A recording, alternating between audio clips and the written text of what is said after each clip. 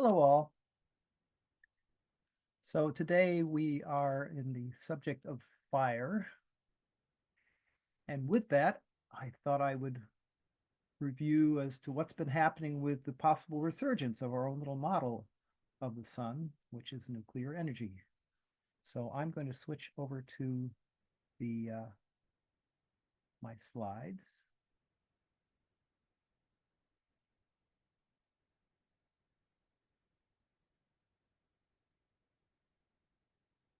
And so I don't know how many of you remember that old emblem there. Let's see, what's back, which is, if you don't know German, that means nuclear power. No, thank you. And we all, way back when, were in the 70s, were holding concerts against no nukes, etc. And so the nuclear power industry has sort of kept kind of where it is. Um, we all remember 3 Mile Island from the 70s, and that's been shuttered. And due to some new technologies, it looks like this is coming back. And the main reason for that is um, we have computers that are consuming a lot of power. The AIs, the Google, whatever they call their AI, and Chat GPT and etc. It's estimated it takes, when you do an inquiry on Chat GPT, it takes 10 times as much energy to go out and do the things that it does, as it does with the regular Google search. Of course, the regular Google search will also do some AI behind it. So this is leading to a sharp spike in demand, both that and cryptocurrency is another one that's driving that too. So that's causing one thing that sort of caught people's attention was Microsoft, who is part owner of ChatGPT, um, contributed money to restart up 3 Mile Island, which is pretty interesting. This, for instance, these are the chips. And the reason that these consume so much energy is that in terms of basic computers, most computers do things more or less one at a time. Um, so in fact, if you buy a computer that has 4 core, that means it can do 4 things at a time. Uh, the computers that do graphics and these computers that are currently being used for AI were developed originally by NVIDIA to do graphics processing for games, and they said, "Oh, we can also do stuff for AI as well," because these computers are designed to do many things in parallel. So it's a very different architecture than the standard, what was used to be called the Harvard architecture of doing one thing at a time. And of course, because it does many things at a time, that means it consumes a lot of power, and it even consumes a lot of water because these things run really hot and you need a lot of water to keep them cool. So these are currently are the various, just the Google data stations, data centers in this country. And so they're spread out. Many of them are fairly small areas. And it's amazing if you look at how much power is consumed by these data centers as relative to the rest of the areas around it. It's quite amazing that they're consuming as much, if not like 10 times as much as the surrounding area. So there's a lot of demand for electricity and a lot of demand for the people who build the electricity power centers. So this gives you an idea of the type of power. Uh, so these are that the number on the left is terawatt hours. So traditional servers were around 50, and you'll see we've got an inflection point right around this year and last year where by 2028 we're looking at like 346 terawatt hours. So this is going to be a big drain on our power grid. Now, the hope is that this will also help strengthen our power grid, which is actually remarkably fragile, despite what we're usually told. So we're all hoping that there's no power crisis as well with this, and this will hopefully help that.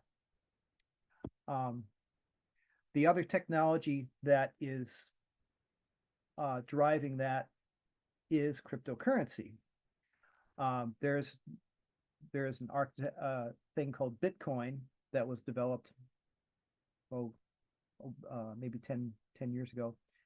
And the way cryptocurrency works is it solves a puzzle. It solves a crypto puzzle for a particular coin that's unique to that coin.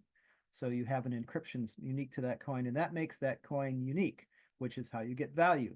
And then you can buy and sell that coin on the market. Like for instance, this is a picture of a website called Coinbase, and it shows you the up and down fluctuations.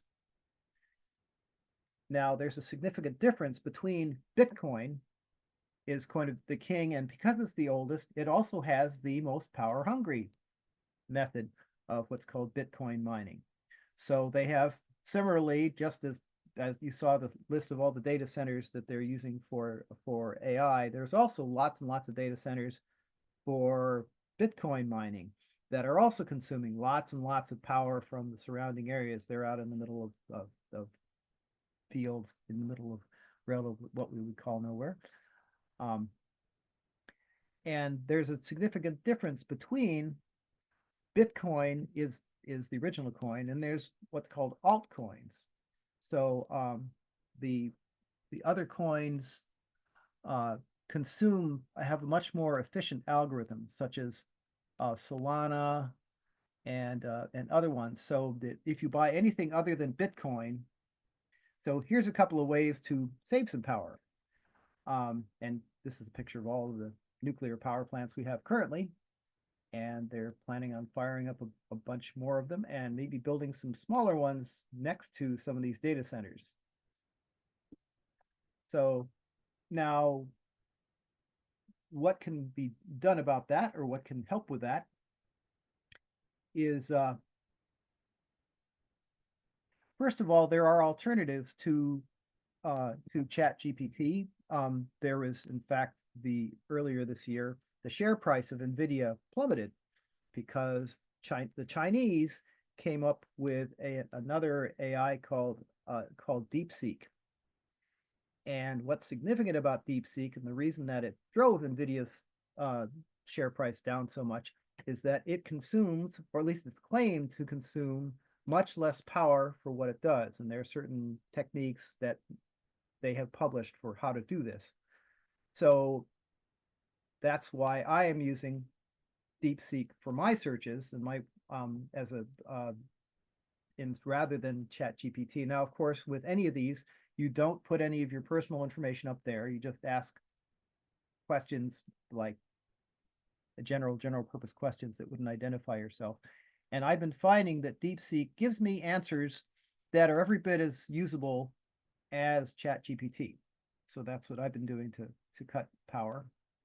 Another thing you can do is, if you are going to invest in cryptocurrency, invest in something other than Bitcoin. Invest in what are called these altcoins, Solana, um, and the other Bitcoin whose name escapes me, but it's the other major one. If you invest in altcoins, they have much more efficient methods of deriving their value from their cryptography.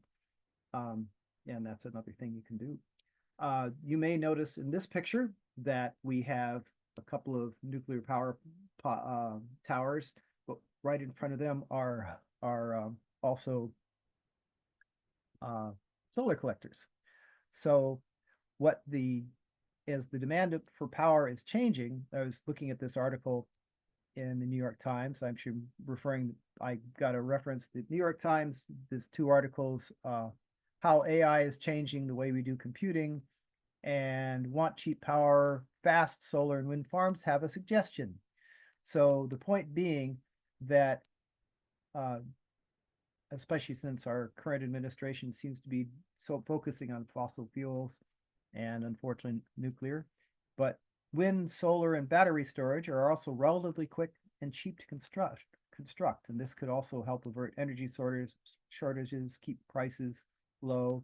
So, a guy named John Ketchum, the chief executive of Next Era Energy, said, um, if you take renewables and storage off the table, you're going to force energy prices to the moon. And so this is tough times politically for the renewable energy industry, but fortunately, because of the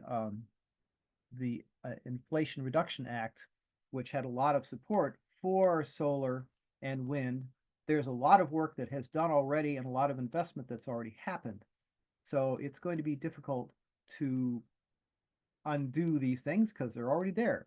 So that's the hope is that that is what stays with us. So that's kind of the crux of this whole presentation is yeah, nuclear may be coming back because of new technologies, but if you use some alternatives to those new technologies in terms of investing in altcoins or using DeepSeek, and also ask your ask your senators and congressmen to support renewable energy, and ask even write to Google and open the other people making the data centers and ask them to support renewable energy, then that could turn the tide on some of this.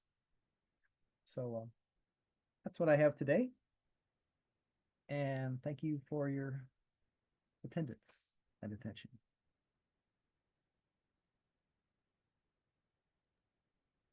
So thank you, Steve. I will just